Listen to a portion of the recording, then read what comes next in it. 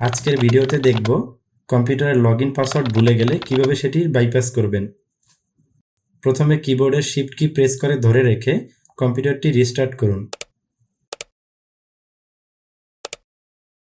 একটি administrative dashboard আপনার সামনে ওপেন হবে। এরপর ট্রাভেল শুট,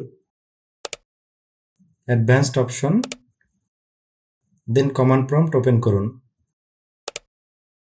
এখানে নোটপ্যাড টাইপ করে এন্টার প্রেস করুন। এরপর ফাইলে ক্লিক করে open, this PC, C drive select করুন। এরপর উইন্ডোজ, সিস্টেম 32,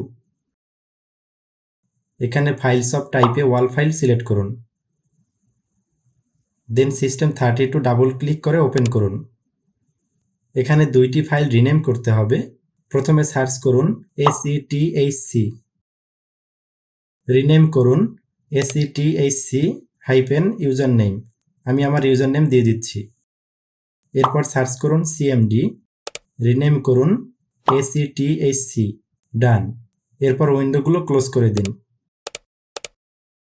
দেন কন্টিনিউ ক্লিক করে ওপেন করুন।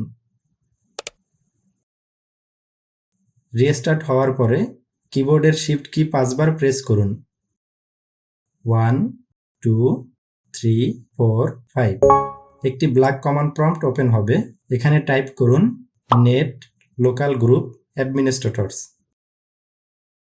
দেন এন্টার প্রেস করুন। ইউজার নেম দেখতে পাচ্ছেন। এরপর টাইপ করুন নেট